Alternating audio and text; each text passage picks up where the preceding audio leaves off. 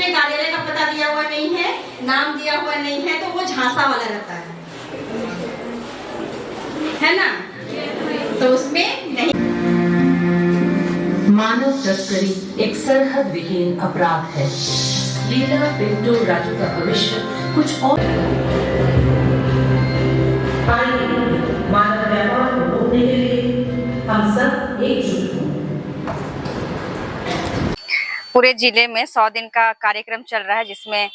बाल उत्पीड़न और बाल यौन हिंसा, बाल विवाह,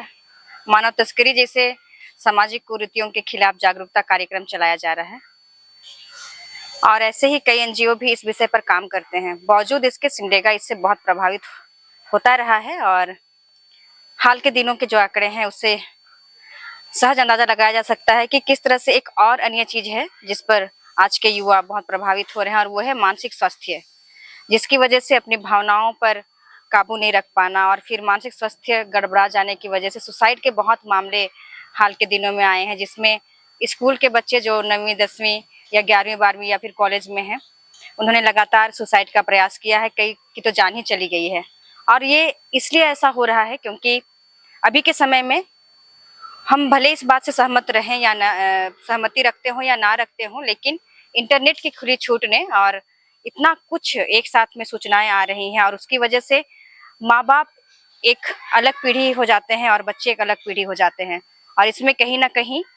युवाओं को समझ पाने में माँ बाप, रिश्तेदार और कहीं ना कहीं स्कूल की व्यवस्था और जो भी व्यवस्थाएं हैं उसमें एक गैप है ही है, क्योंकि हम अनुशासन बोल रहे हैं और बच्चे आज के समय में उसको मानने को तैयार नहीं है। तो ये जरूरी है कि हम बच्चों के समय के अनुसार अपने आप को थोड़ा सा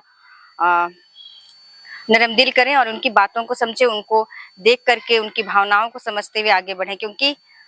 जब तक हम उनके हिसाब से कुछ चीज़ों को करने का प्रयास नहीं करेंगे, हम बहुत से लोगों को खोते रहेंगे, जैसा कि होता आया है। और सिमडेगा जैसे छोटे जगह पे जहाँ पे मानसिक स्वास्थ्य और भावनात्मक जरूरतों के विषय में उतनी बातचीत नहीं की जाती है, सुसाइड के केस जो बढ़ रहे हैं ये लगातार डरावने वाले हैं। और नशाखोरी के लिए जो अलग अलग चीज़ों का इस्तेमाल बहुत तेज़ी से हो रहा है, टैबलेट का इस्तेमाल हो रहा है, गांजा चरस यहाँ पहुँच रहे हैं, उससे भी अंदाज़ा लगाया जा सकता है कि युवा पीढ़ी के लिए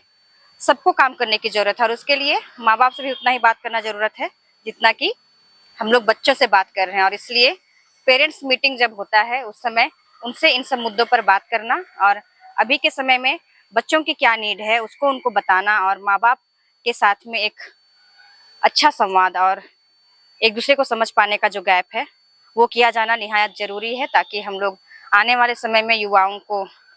जिम्मेवार नागरिक बना सकें और एक स्वच्छ समाज की परिकल्पना जो हम लोग करते हैं वो साकार हो सके।